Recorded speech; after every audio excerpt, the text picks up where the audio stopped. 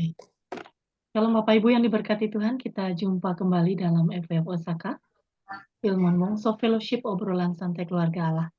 Malam hari ini kita akan belajar bersama-sama firman Tuhan, yang akan dibawakan oleh hambanya, Pastor Daniel Alexander, yang akan membawakan topik eksposisi Daniel 5. Selamat malam yang di Asia.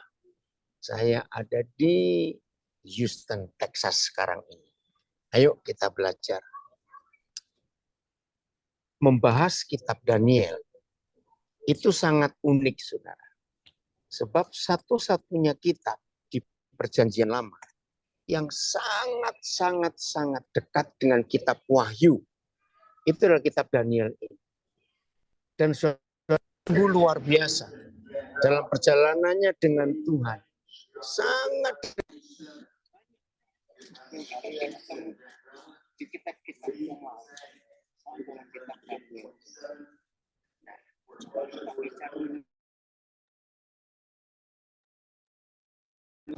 Ini salah satu keunikan kitab Daniel itu. Daniel 12 ayat 3 dan 4. Tolong Filipus dibuka. Ya, Daniel 12 ayat 3 dan 4. Ini unik sekali. Ya, kita akan menemukan kehebatan kitab Daniel ini di bagian ini. Ya, sebentar.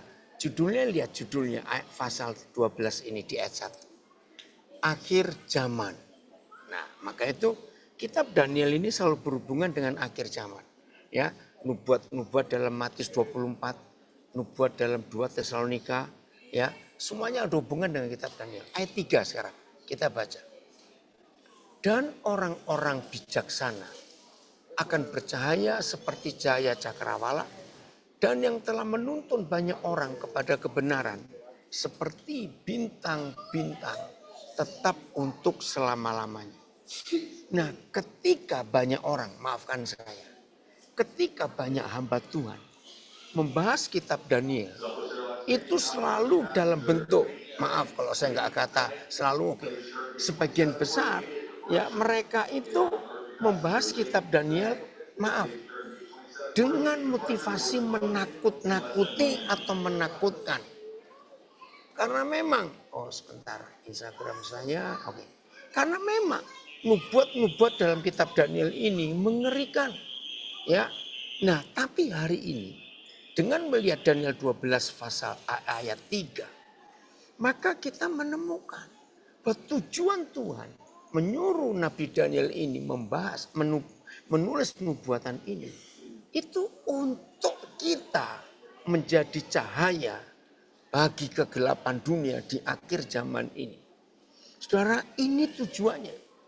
Jadi kalau masih ada di antara saudara atau di antara kita yang masih ketakutan dan masih bingung membaca kitab nubuatan Daniel ini, kiranya hari ini kita disadarkan bahwa jangan takut.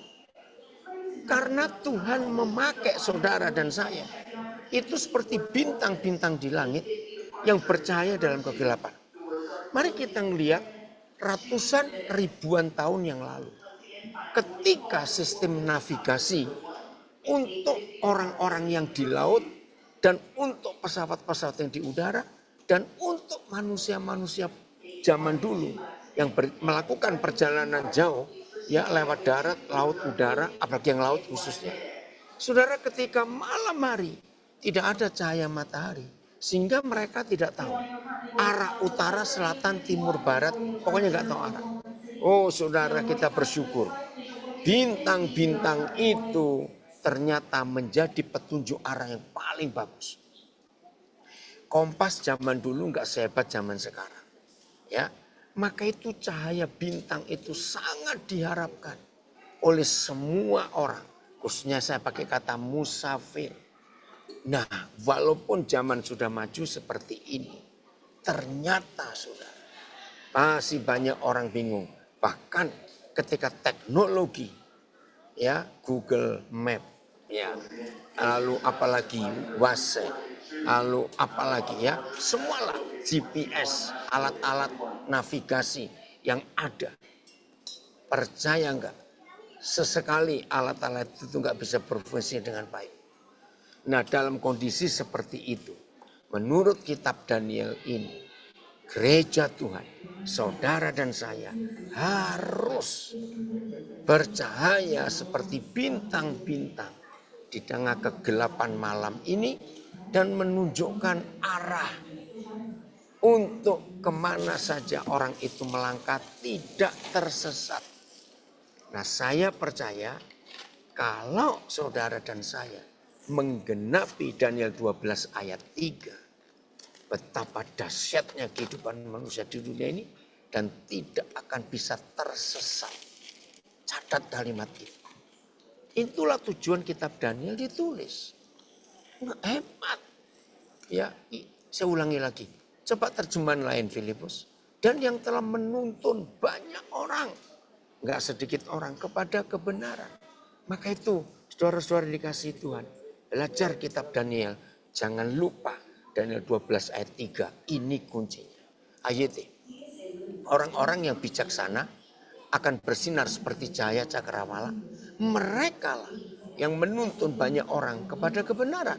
Seperti bintang-bintang untuk selama-lamanya. BS, ya. Para pemimpin yang bijaksana akan bersinar seperti cahaya langit. Dan mereka yang telah mengajar banyak orang untuk melakukan apa yang baik dan adil akan bersinar seperti bintang-bintang untuk selama-lamanya. Keren ya. Jadi mulai hari ini yang masih punya salah persepsi, salah konsep. Ketika mendengar beberapa pengkhotbah mengkhotbahkan kitab Daniel dan suara ketakutan, hari ini bertobat.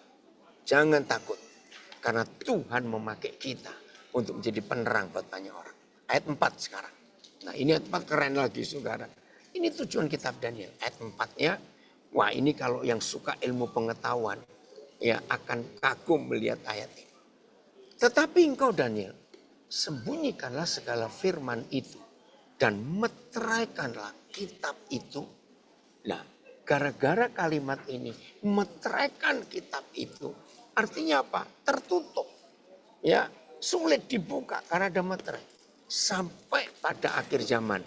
Puji Tuhan.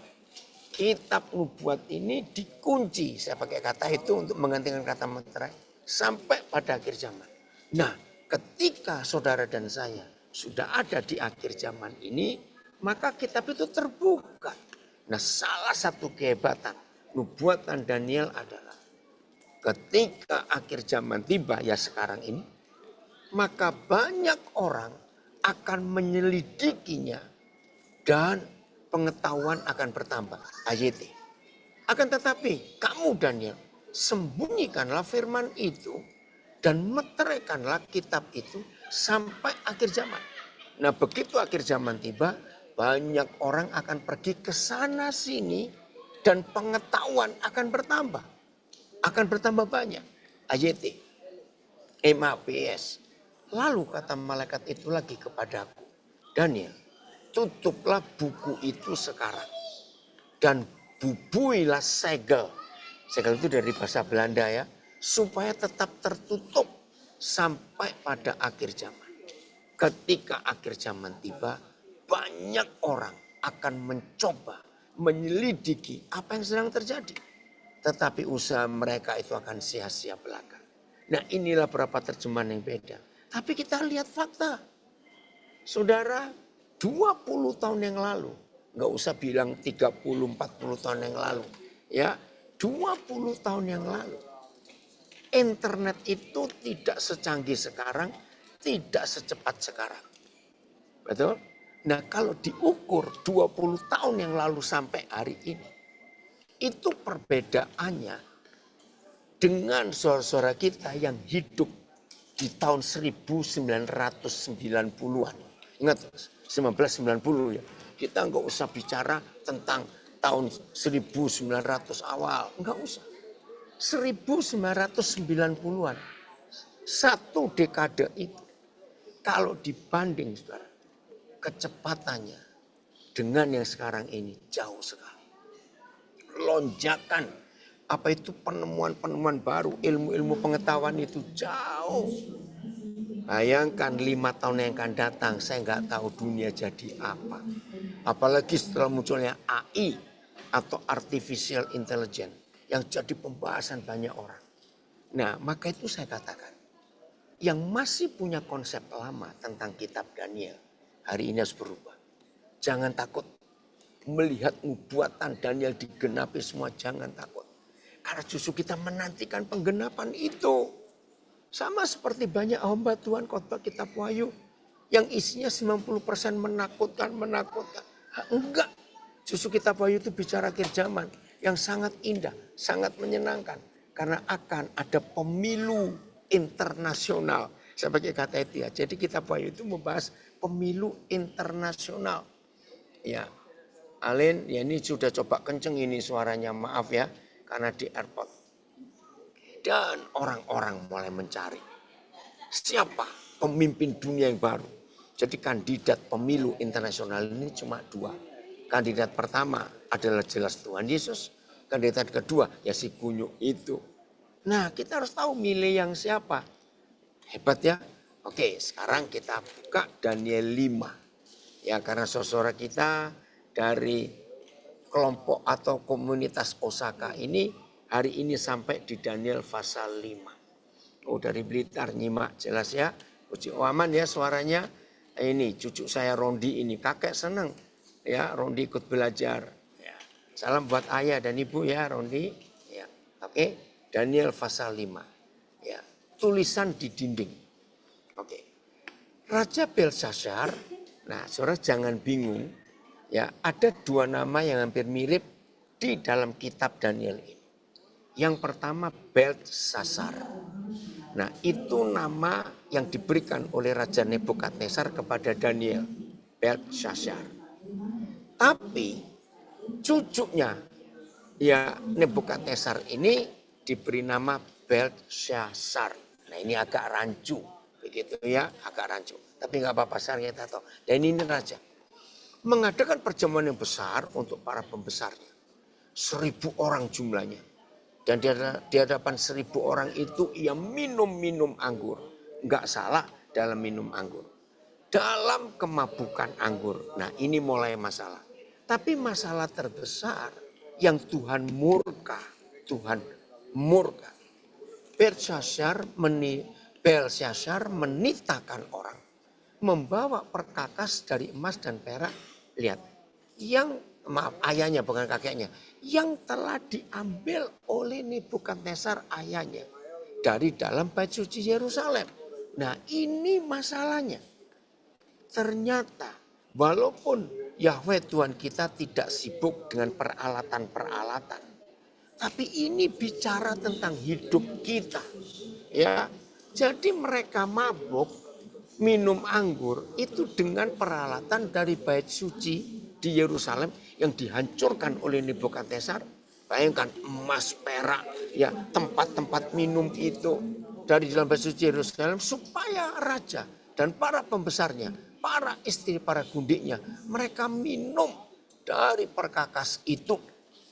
Kemudian dibawa perkakas dari emas dan perak itu yang diambil dari dalam bait suci rumah Tuhan yang di Yerusalem. Lalu raja dan para pembesarnya, para istri dan para gundik mereka minum dari perkakas itu. Nah, kita keluar sebentar. Saudara, kita buka 2 Timotius 2 ayat 22. 2 Timotius 2 ayat 22. Bicara tentang perkakas ini. Siapa yang dimaksud perkakas-perkakas itu? Ya, ternyata Papa kita punya kerinduan. Saudara dan saya sebagai perkakas kerajaan surga harus dipakai untuk yang benar.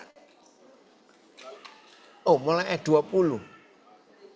2 Timotius 2 mulai ayat 20, maaf. Ayat 20. Nah, lihat ya. Dalam rumah yang besar bukan hanya terdapat perabot dari emas dan perak, melainkan juga dari kayu dan tanah. Perabot yang pertama, yang emas perak itu, yang dipakai untuk maksud yang mulia. Dan yang terakhir, yang dari tanah dan kayu, untuk maksud yang kurang mulia. Begini ilustrasinya.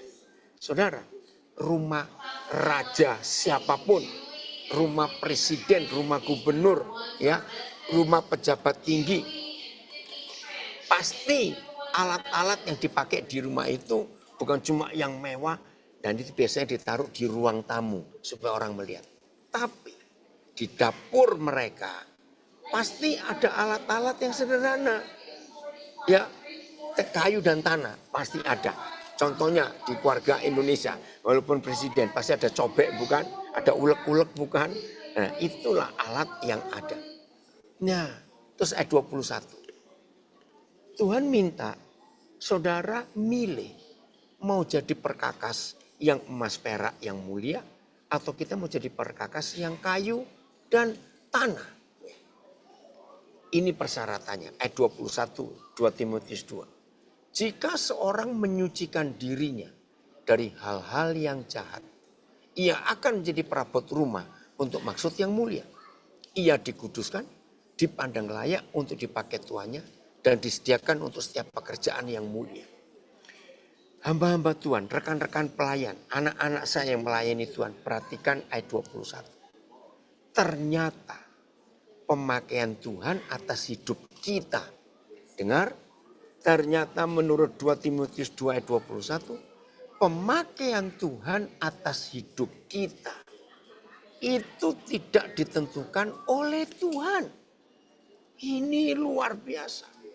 Saudara dan saya sendiri yang menentukan untuk milih kita ini mau jadi perabot rumah yang dari tanah atau kayu tetap dipakai. Tapi bukan untuk maksud yang mulia. Atau kita memilih untuk jadi perabot emas dan perak. Nah, untuk pilihan ini tergantung kita. Mau nggak kita menyucikan diri kita dari hal-hal yang jahat? Nah, lihat ayat 22. Apa itu hal-hal yang jahat? Ayat 22. Sebab itu jauhilah nafsu orang muda. Nah, kita semuanya tahu. Nafsu orang muda ada 3 hal. 1, wah, kesombongan. Ya, apa itu? Wah, penampilan yang wah, itu nafsu orang muda. Ingin kaya, ingin punya banyak hal. Enggak salah. Tapi kalau itu untuk motivasi yang salah, ya Tuhan akan marah. Orang muda punya nafsu yang kedua, maaf. Karena naluri seksnya, maaf, libidonya masih tinggi, seringkali jatuh dalam percabulan. Nah, nafsu orang muda yang ketiga adalah kesombongan. Ya enggak? Nah, maka itu dikatakan kejarlah keadilan, kejarlah kesetiaan, kejarlah kasih. Dan lihat, ini poin penting yang bertahun-tahun ini saya ajarkan.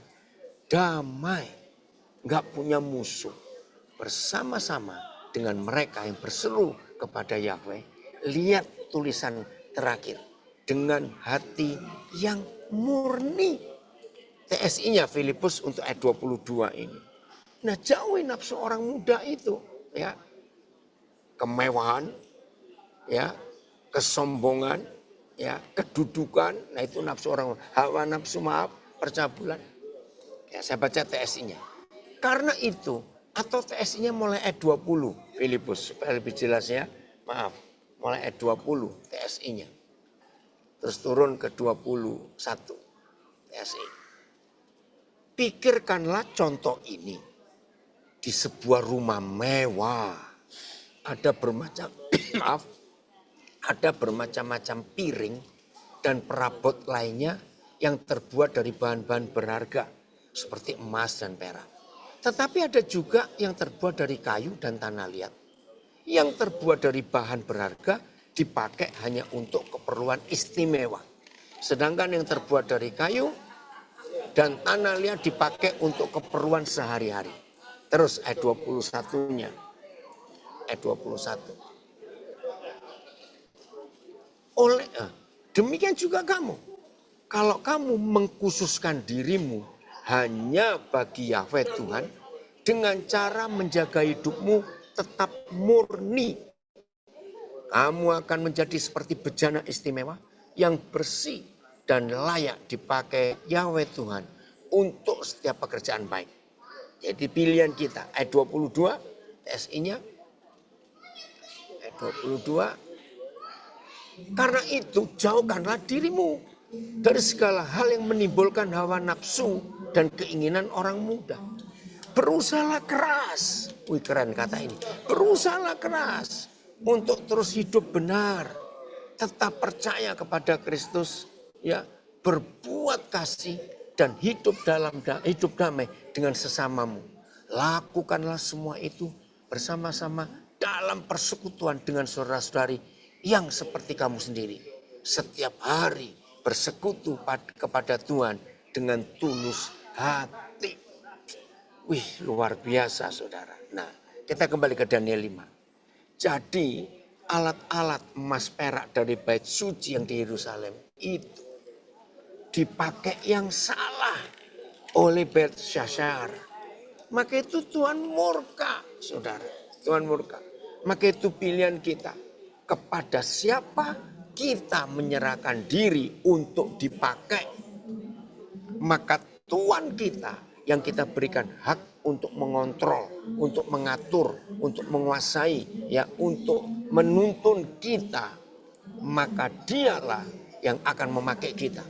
Maka itu penting sekali. Saudara dan saya menyerahkan diri kepada siapa, dipakai oleh siapa, digunakan untuk apa. Pilihannya kan cuma ada dua. Maka itu kalau cuma dua pilihan itu nggak sulit. Kepada Tuhan kita mengabdi atau kepada yang jahat kita mengabdi. Itu pilihan. Terus Daniel 5 tadi, ayat berapa ini ya? Dalam kemabukan dan kejahatan begitu besar, Tuhan itu hadir. Ayat 5, saudara. Ayat 5. Ya. Oh, ayat 4. Mereka minum anggur dan memuji-muji dewa-dewa dari emas dan perak, tembaga, besi, kayu, dan batu. Hadirlah Yahweh Tuhan. Pada waktu itu juga tampaklah jari-jari tangan manusia menulis pada kapur dinding istana raja, temboknya ya. Di depan kaki Dian. Nah ini lebih lagi. Kaki Dian ini ada di ruangan kudus di bait suci, ya, yang ada lampu itu. Dan raja melihat punggung tangan yang sedang menulis itu. Wih, Tuhan hadir. Terus ayat 6. Ya, ayat 6. Ya. Lalu raja menjadi pucat dan pikiran-pikirannya menggelisahkan dia. Wih, ini saya nggak bisa bayangkan ya, ada orang ketakutan sampai kayak begini. Sendi-sendi pangkal pahanya menjadi lemas dan lututnya berantukan. Bisa bayangkan enggak? Wih, tulang-tulangnya lemas semua, lututnya apa istilahnya, dengkulnya, lututnya beradu. Aduh, ngeri.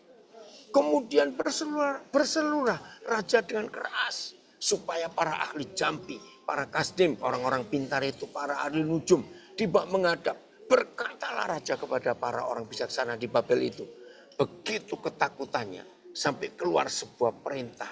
Wih, luar biasa. Oh ya Steve, Papa percaya Tuhan pasti tolong kamu untuk dapat visa Australia itu ya. Ya. Oi, ya David, Papa lagi di Houston. Ya, saudara, perhatikan ini.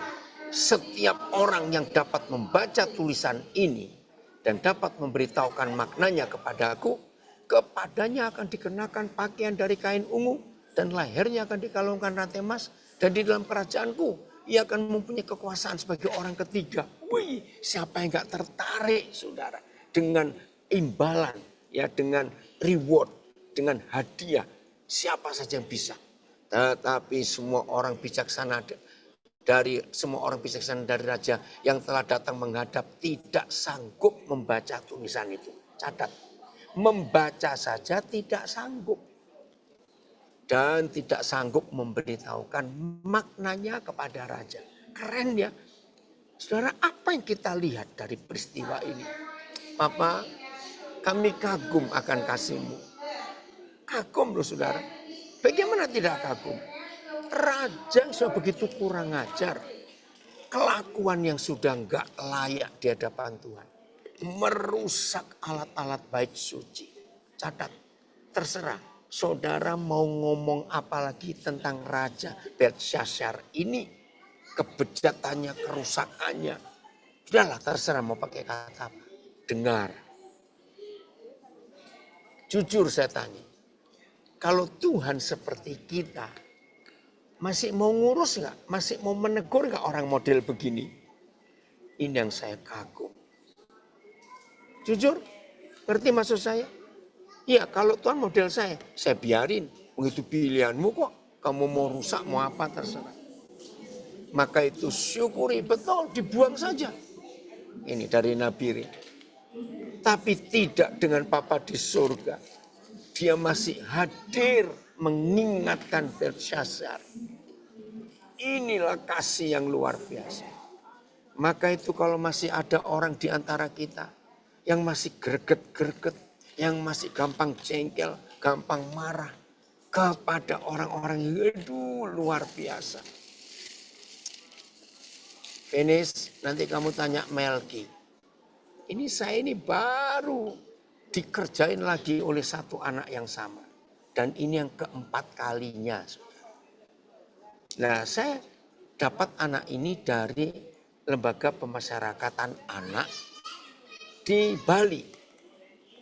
Mana itu ya? Yang Pak Andreas sering pergi itu. Yang ngajak renang apa itu. Saya nggak kenal. Nah, karena dia sering ikut. Karangasem, Pak. Ya, oke, terima kasih. LPK Karangasem. Itu si Francis Pak Andreas ngerjain saya 4 kali ini. Nah, jadi saya sudah bawa ke Nabire ya kira-kira 2 tahun.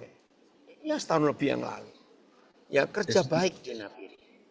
Tiba-tiba dia lari. Ya udah. Nah, setelah lari dia kena masalah, dia balik lagi ke saya. Ya udah. Saya tolong lagi dengan Pak Melki ini kepala sekolah dasar AKP ya. Oh, Desember 22 ya. Dia kena beri tahun lalu ya. Enggak dong. Tahun 2022 berarti. Nah, saudara. Kenapa Kristi kena saya? Ternyata dia kena masalah. Pak, saya bertobat Pak. Saya mau kena biri. Ya udah. Saya belikan tiket saudara. Ngilang anak ini. Yang kedua kali. Sudah sampai Makassar. Ya dia kirim foto saya di pelabuhan Makassar. Saya sudah baik toh. Ngilang lagi. Ketangkep polisi lagi karena narkoba. Kena masalah lagi. Aduh saya sudah jengkel. Ini Pak Melki ini bilang, udahlah Pak biarin aja. Oh yang ketiga kali saudara. Ternyata dia ada di Sumatera. Ya udah. Ya karena ya dia keluarganya pun sudah nolak dia. Oke. Saya tolong lagi belikan tiket. Lari lagi. Udah. Nah 2 minggu yang lalu. Dia kirim foto saya. Wajahnya hancur saudara. Hidupnya hancur. Pak tolong saya. Nah saya berunding dengan Pak Melki. Karena nanti dia akan kerja dengan Pak Melki. Ya udahlah Pak mau gimana lagi. Sampai Pak Melki pun ikut bantu kirim tiket buat dia. Ya tiba di Surabaya. Udah ya tiba di Surabaya. Saudara sudah sampai pelabuhan. Ya, dia tunjukkan saya di kantor Pelni, Pak. Ya udah, saya kirim uang. Nah, karena dia mau berangkat dengan guru baru, Naya yang akan berangkat, ya. Saya kirim uang 2.400.000 untuk beli tiket. Ya, supaya dipakai berdua dan untuk jajan.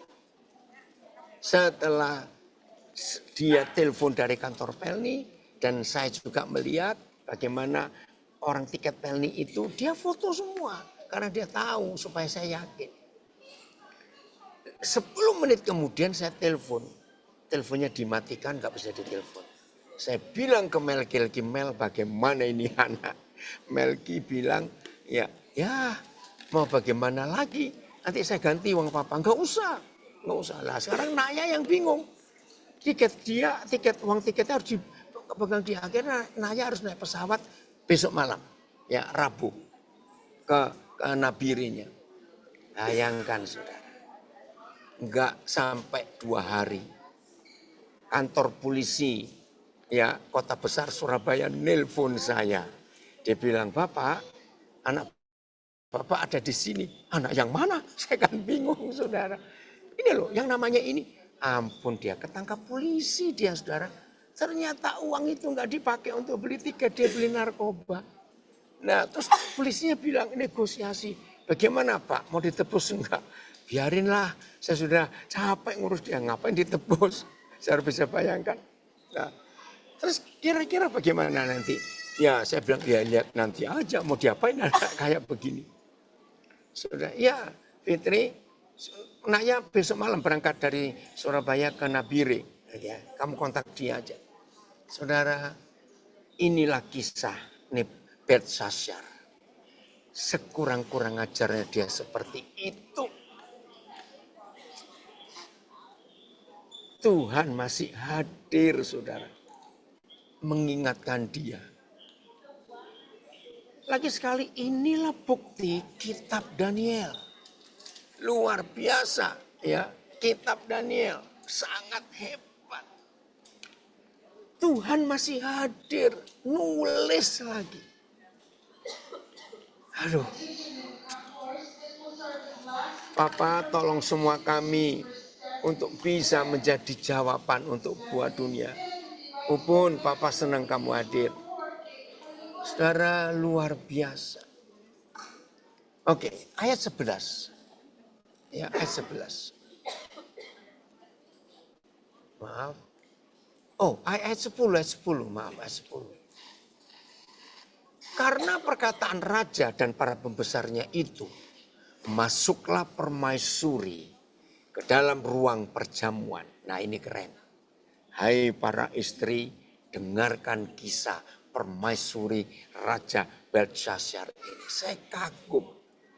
Saudara, dalam sejarah, sepanjang sejarah penulisan Alkitab, saudara dengar, wanita-wanita itu dipakai oleh Tuhan.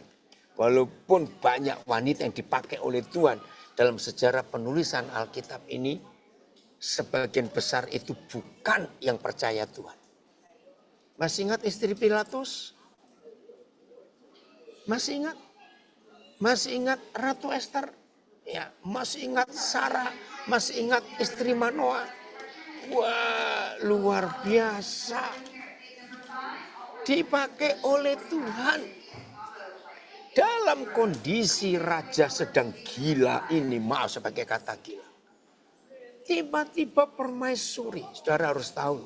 Di dalam zaman raja-raja dulu, walaupun permaisuri, bukan gundik loh ya, permaisuri. Kalau tidak dipanggil raja, tidak boleh masuk menemui raja. Ingat kisah Ratu Esther dengan Ahasveros?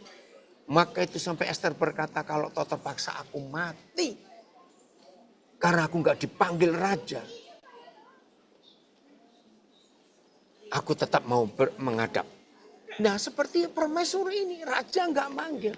Tapi karena dia dengar ributnya di balairung istilahnya, di takhta raja. Masuklah dia.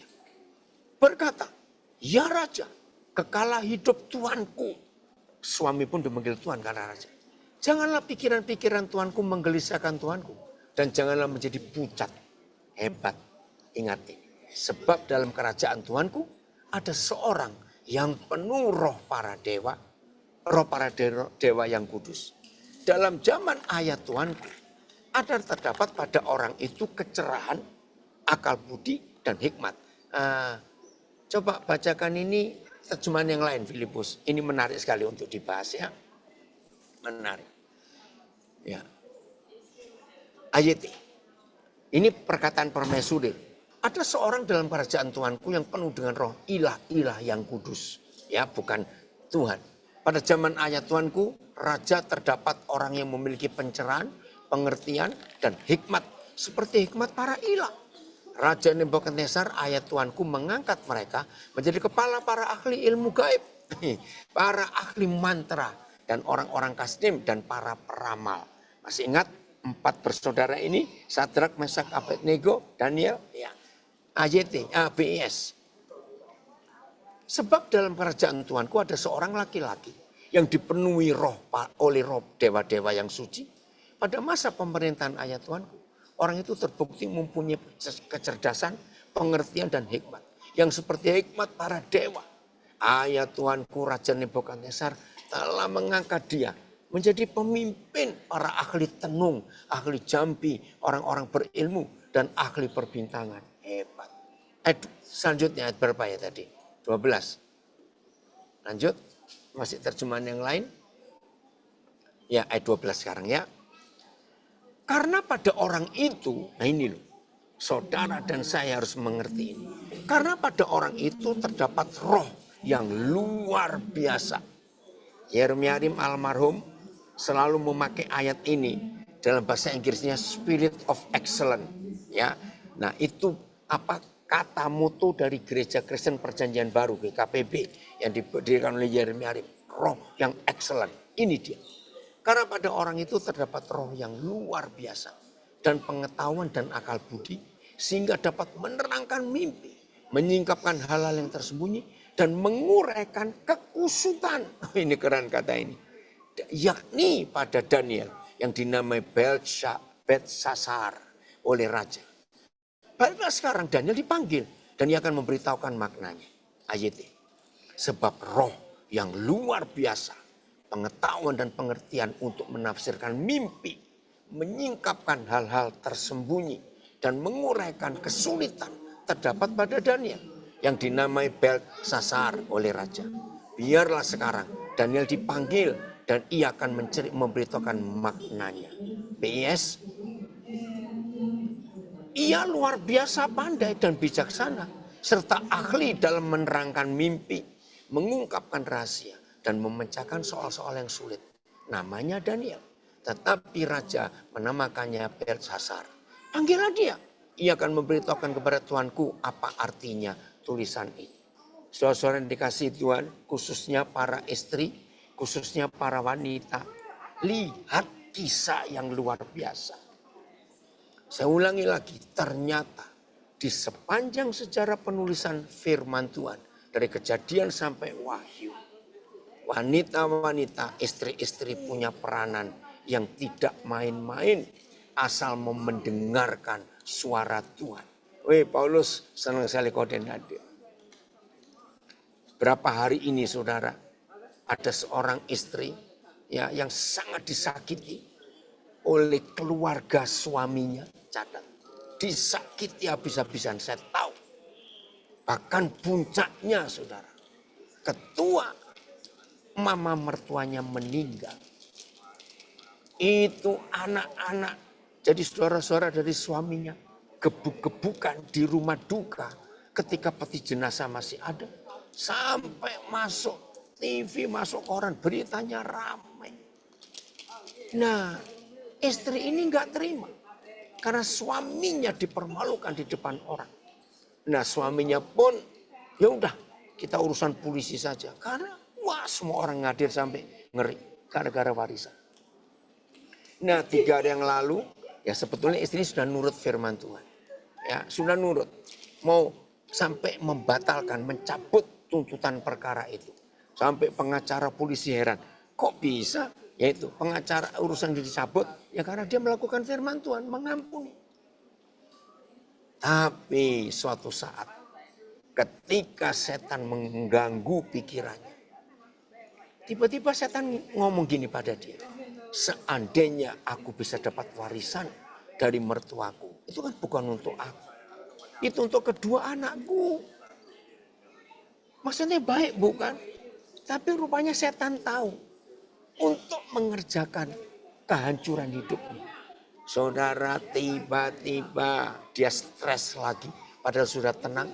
Seharusnya anakku bisa punya fasilitas yang lebih baik daripada sekarang. Masa kami sebagai orang tua nggak bisa memberikan fasilitas? Saudara tiba-tiba dia stres. 2 hari yang lalu dia telepon saya. Yang saya nggak bisa tidur. Saya mau cari psikiater, saya mau cari psikolog biar saya diobati. Ya ampun. Saya nggak jawab. Nah minggu kemarin kalau saudara ngikuti khotbah saya yang Senin pagi. Yang Senin pagi subuh jam 5 WIB Senin kemarin ini kan Selasa. Saya khotbah di Houston tentang pengampunan. Nah ini loh hebatnya Tuhan. Untung istri ini mau dengar firman Tuhan. Jadi nggak jadi ke psikolog. Padahal Senin pagi itu juga dia sudah janjian dengan psikolog. Tapi batalkan karena dengar firman, ampuni. Nah kuncinya ternyata di masalah materi, masalah uang. Waduh, Renol, papa senang kamu hadir ini. Masih di Palu nak. Saudara, Dan dia berubah total. Tadi malam, kemarin malam ya Senin malam. Bisa tidur enak. Karena firman. Nah ini pengaruh istri. Dia berkata pada suaminya, sudahlah. Lepaskan hak warisan itu. Kita mau hidup dengan Tuhan saja. Maka itu para istri, jujurlah pada diri sendiri. Apa yang mempengaruhi saudara untuk melakukan kebenaran dan melakukan kejahatan? Maaf, saya ulang. Para istri, lagi packing, Kori. Jadi berangkatnya kapan, nak? Mudah-mudahan bisa ketemu papa di Amerika nih, ada anak saya mau berangkat ke Amerika. Ayo para istri, kita hidup dalam kebenaran. Kita hidup dalam ketulusan, dalam kejujuran. Jaga motivasi. Jadi kasus istri yang saya ceritakan ini luar biasa. Kasus yang mengerikan di rumah duka sudah selesai. Setan gak terima. Tiba-tiba dia ngelihat penderitaan anaknya. Karena papa mamanya gak bisa memberikan fasilitas. Aduh, setan masuk. Coba kamu dapat warisan dari mertuamu. Kan anakmu tidak begitu. Saudara, hati-hati. Bersyukur kepada Tuhan. Di dalam kesulitan Raja Belshazzar. Ya, ngeri. Hukuman mau datang. Tapi Tuhan hadir. Dalam kegoncangan itu istri yang dipakai oleh Tuhan. Maka itu para istri, keluarga kita, suami kita, anak-anak kita akan jadi baik atau jadi buruk. Maaf. Di tangan istri. Wah. Puji Tuhan. Wah, mana sih Wenda? Ini anak saya, orang Dani yang hebat sekali. Mana saya coba tulis. Papa ingin tahu sudah berapa anak-anak Dani yang kamu luluskan, kamu kuliahkan. Nah saya cerita dulu ya, yang namanya Manase Wenda, ini ada di Facebook saya. Dia ini membiayai sekian banyak anak Dani sampai lulus. Manase, kami kagum dengan kamu. Ya. Apa yang dia kerjakan? Pertama dia jadi tukang pijet, saudara. Anak Papua asli. Dia jadi tukang pijet. Dia jadi pemotong rumput tetangga-tetangganya. Dia jadi angkut barang di pasar. Hanya untuk bisa membiayai anak-anak Dani adik-adiknya. Mana saya kamu tulis ya? Nanti Papa akan baca. Sudah berapa anak Dani kamu lulusan S1? Hanya dengan itu. Ya, dia tinggal di Lidah Wetan, Surabaya. Hebat sekali anak ini. Ya perjuangannya untuk menolong anak-anak Papua. Ya. Oke. Nah, sekarang kita lanjut. Apa yang terjadi setelah Daniel masuk? Ayat berapa tadi? Mana? Orang mono, puji Tuhan kamu hadir. Ya. Nah, lalu di ayat 13 ya Daniel 5. Lalu dibawalah Daniel menghadap raja. Bertanyalah raja kepada Daniel. Engkaukah Daniel itu? Salah seorang buangan. Walaupun statusnya belum lepas orang buangan. Memang dia dibuang. Ditangkap oleh ayahnya Belshazzar, Raja Nebukadnezar dari Yerusalem. Yang telah diangkut oleh raja ayahku dari tanah Yehuda. Telah ku dengar tentang engkau. Bahwa engkau penuh dengan roh para dewa. Dan bahwa padamu terdapat kecerahan, akal budi dan hikmat yang luar biasa. Kepadaku telah dibawa orang-orang bijaksana. Para ahli jampi. Supaya mereka membaca tulisan ini. Dan memberitahukan maknanya kepadaku. Tetapi mereka tidak sanggup mengatakan makna perkataan itu. Tetapi telah ku dengar tentang engkau. Bahwa engkau dapat memberikan makna dan dapat menguraikan kekusutan. Oleh sebab itu jika engkau dapat membaca tulisan itu dan dapat memberitahukan maknanya kepadaku, maka kepadamu akan dikenakan pakaian dari kain ungu dan pada lehermu akan dikalungkan rantai emas dan dalam kerajaan ini engkau akan mempunyai kekuasaan sebagai orang ketiga. Saudara, tolong perhatikan lagi ya, betapa ngeri. Ada tangan, gak ada badan, nulis di dinding. Saudara bisa bayangkan. Saudara, ada 2 kali peristiwa terjadi, jari Tuhan nulis. Yang pertama, di Gunung Sinai, di lempengan batu yang dibawa oleh Musa. Tuhan menulis. Yahweh kita menulis. Yang kedua di kisah ini, menulis di dinding. Wih, luar biasa. Itulah papa kita yang hebat. Raja ketakutan sampai lututnya berantuk berbunyi. Ya tulang-tulangnya lemes, ngeri sampai pucat. Terus ayat 17. Kemudian Daniel menjawab, Raja, tahanlah hadiah Tuanku. Hebat, dia nggak mata duitan, nggak gila hormat. Ingat ini, tahanlah hadiah Tuanku. Berikanlah pemberian Tuanku pada orang lain. Namun demikian aku akan membaca tulisan itu bagi raja dan memberitahukan maknanya kepada tuanku. Hebat enggak? Daniel belum baca, tapi dia yakin yang dia sembah Yahweh semesta alam itu akan memberikan pengertian. Ya tuanku raja, Tuhan yang maha tinggi telah memberikan kekuasaan sebagai raja, kebesaran, kemuliaan dan keluhuran kepada Nebukadnezar ayat tuanku. Dan oleh karena kebesaran yang telah diberikannya kepadanya itu, maka takut dan gentarlah terhadap dia orang-orang dari segala bangsa, suku bangsa, dan bahasa. Dibunuhnya siapa yang dikehendakinya, dan dibiarkannya hidup siapa yang dikehendakinya juga. Ditinggikannya siapa yang dikehendakinya, dan direndahkannya siapa yang dikehendakinya. Itu hebatnya Raja Nebukadnezar, ayahnya Belshazzar ini, saudara. Tetapi ketika ia menjadi tinggi hati dan keras kepala, sehingga berlaku terlalu angkuh, maka ia dijatuhkan dari takhta kerajaannya dan kemuliaannya diambil daripadanya. Ia dihalau dari antara manusia dan hatinya menjadi seperti hati binatang. Dan tempat tinggalnya ada di antara keledai hutan. Kepadanya diberikan makanan rumput seperti kepada lembu dan tubuhnya basah oleh embun dari langit. Sampai ia mengakui bahwa Tuhan yang maha tinggi berkuasa atas kerajaan manusia dan mengangkat siapa yang dikehendakinya untuk kedudukan itu. Ayat 22, tetapi tuanku Belshazzar, anaknya, tidak merendahkan diri. Walaupun tuanku mengetahui semuanya ini. Tuanku meninggikan diri terhadap yang berkuasa di surga. Perkakas dari bait suci, dari baitnya dibawa orang kepada tuanku. Lalu tuanku serta para pembesar, tuanku, para istri, para gundik tuanku telah minum anggur dari perkakas itu. Tuanku telah memuji-muji dewa-dewa dari perak dan emas, dari tembaga, besi, kayu dan batu yang tidak dapat melihat atau mendengar atau mengetahui. Dan tidak tuanku muliakan Tuhan yang menggenggam nafas tuanku dan menentukan segala jalan tuanku. Sebab itu ia menyuruh punggung tangan itu dan dituliskanlah tulisan ini. Maka inilah tulisan yang tertulis itu, mene, mene, tekel, ufarsin. Dan inilah makna perkataan itu. Mene, masa pemerintahan Tuanku telah dihitung oleh Tuhan dan telah diakhiri. Tekel, Tuanku ditimbang dan ditimbang dengan raja dan didapati terlalu ringan. Peres, kerajaan Tuanku dipecah dan diberikan kepada orang Media dan orang Persia. Memang setelah dia mati, kerajaan itu jadi pecah jadi dua. Lalu atas titah Belshazzar dikenakanlah kepada Daniel pakaian dari kain ungu dan pada lehernya dikalungkan rantai emas dan dimaklumkanlah tentang dia bahwa di dalam kerajaan ia akan mempunyai kekuasaan sebagai orang ketiga.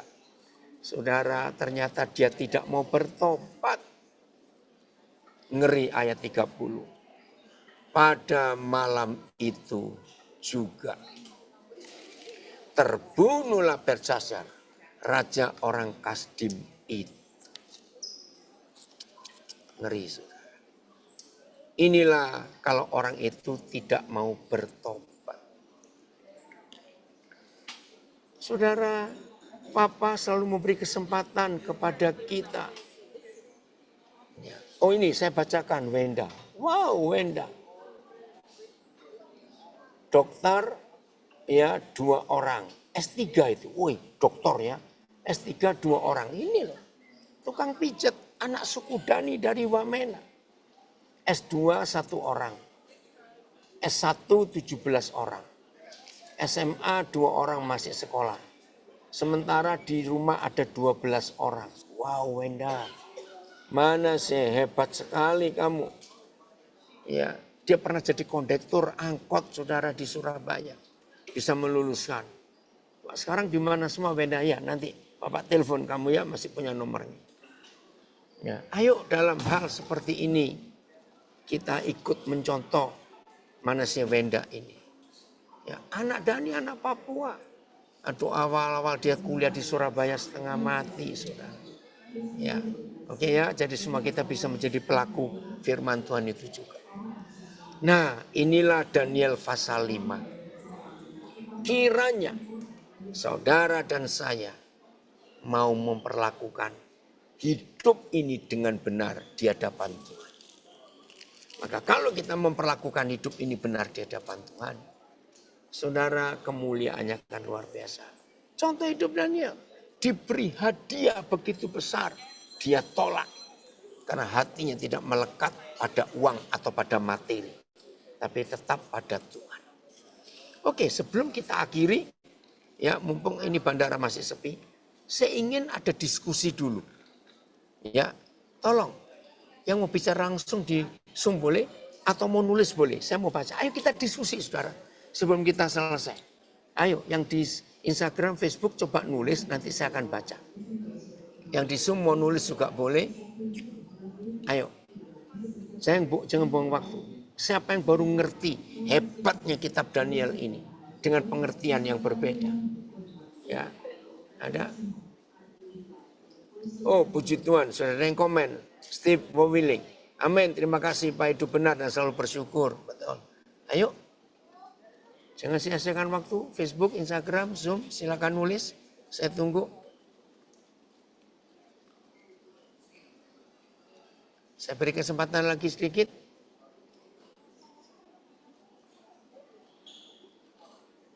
Ayo, kenapa diam semua? Ada? Ya udah, kalau tidak ada saya akhiri ya. Ayat 16. Ayat 16, Pak. Kenapa ayat Pak 16? Daniel. Itu yang terakhir sebagai orang ketiga yang dimaksud bagaimana itu? Oh, itu kurang penting untuk kita ketahui. Pokoknya gini, kan seperti Indonesia, ada eselon 1, ada eselon 2, dan ada yang ketiga. Nah, saya nggak tahu itu. Itu artinya apa ya? Itu sebenarnya kurang penting. Ya.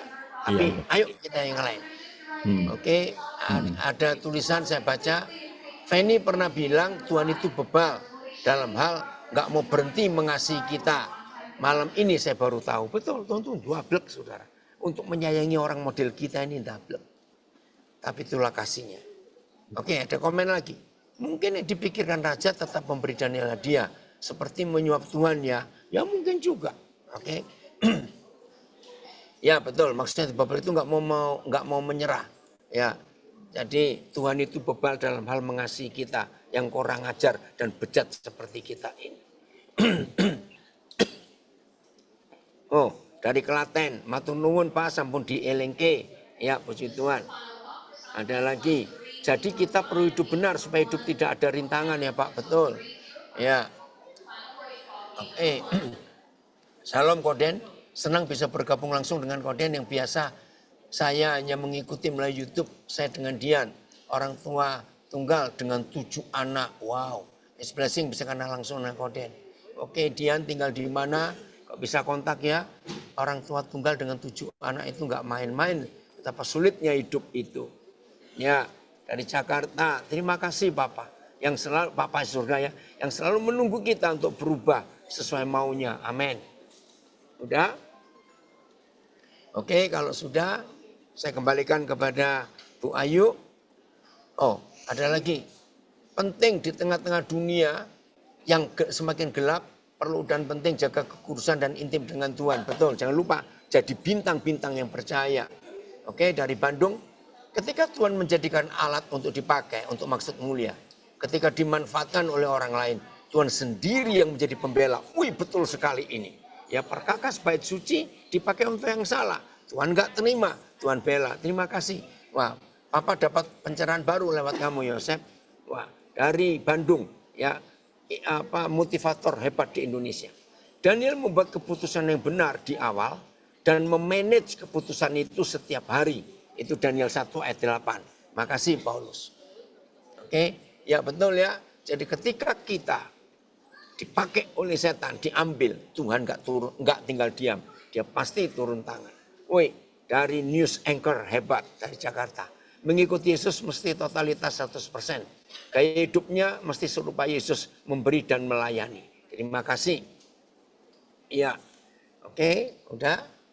Nggak ada lagi. Baik, saya serahkan kepada host. Tuhan memberkati kita semua. Renungkan lagi kitab Daniel 5 ini. Hidupi betul-betul. Ya, puji Tuhan ini semuanya terekam dan saudara bisa mempelajarinya. Terima kasih ya Roh Kudus. Engkau begitu hebat menjelaskan kepada kami untuk ini. Tuhan memberkati. Amin. Oke, ayo.